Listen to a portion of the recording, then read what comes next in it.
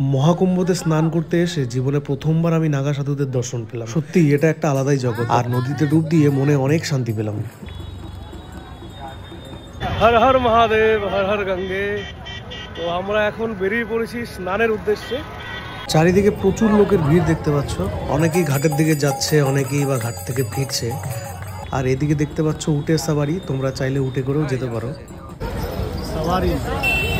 মেলাতে প্রচুর ফরেনাররাও এসছে।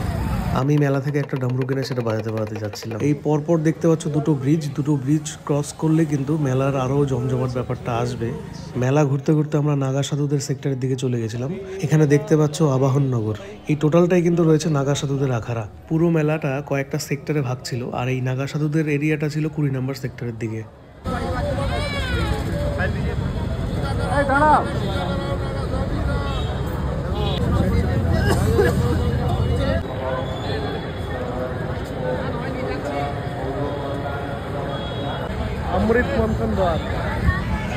মেলা ঘুরতে ঘুরতে তোমরা এরকম অনেক কটা দ্বার দেখতে পাবে বিভিন্ন নামের।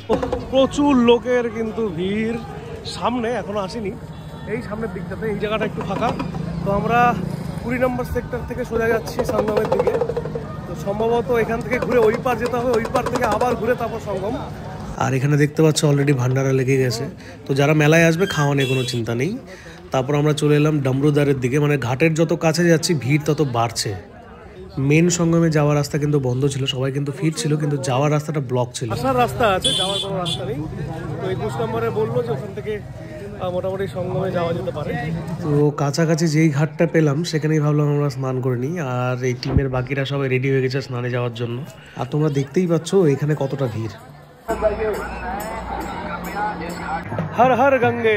এখন চলে এসছি একদম ঘাটে, একটু পরে আমরা স্নানে যাবো। অলরেডি আমাদের হাফ টিমের স্নান হয়ে গেছে, এবার বাকি আমি দাদা যারা আছি 2-3 জন বাকি আছি, আমরা যাবো এখন স্নানে। তো এই ঘাটেও কিন্তু অনেক সাধু সন্তরা এসেছিলেন, তো তারাও এখানে স্নান দান করে গেছেন।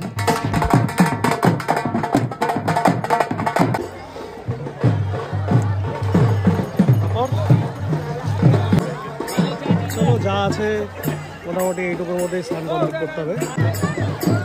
কারণ তবে আরেকটু মানে অ্যাটলিস্ট এই পর্যন্ত হলে পরে ভালো হয়।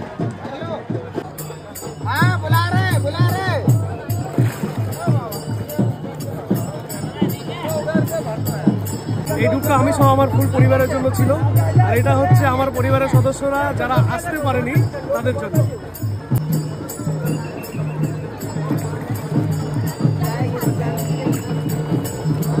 আর এটা হচ্ছে আমার গোটা রায়গঞ্জ শহরবাসীর জন্য।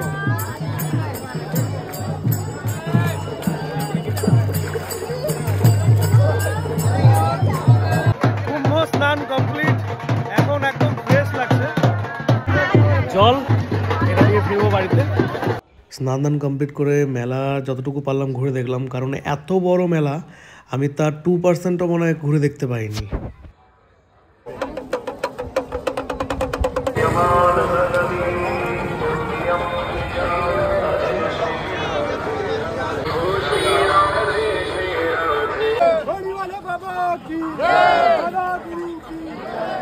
স্নান কমপ্লিট করে আমরা চলে এসেছি সেই পার্কিংয়ে।